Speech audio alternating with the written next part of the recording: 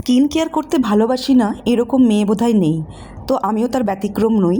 আমি মাঝে মধ্যেই স্কিন কেয়ারের প্রোডাক্ট কিনে থাকি এবং সেগুলো ইউজ করি, যেগুলোর মধ্যে ভালো রেজাল্ট পাই সেগুলো আবার রিপারচেস করি। সেরকমই একটা প্রোডাক্ট নিয়ে আমি আজকে এসেছি।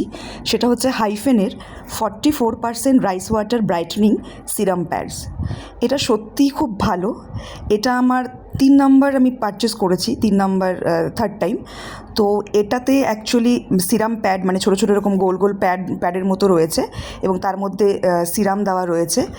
তো হাইফেনের প্রোডাক্টগুলো আমার খুবই ভালো লাগে। তার মধ্যে এটা একটা মানে one of the best product.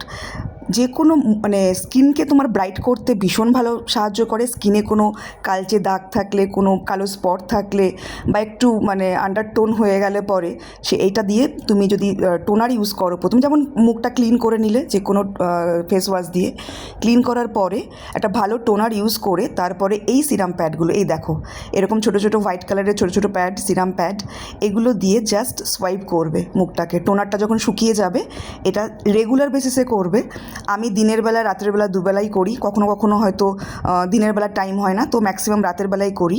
তো এটা তোমরা পারচেস করতে পারো। আর যারা যারা এটা পারচেস করে অলরেডি মানে যারা ইউজ করেছো তারা জানিও তারা কীরকম রেজাল্ট পেয়েছো।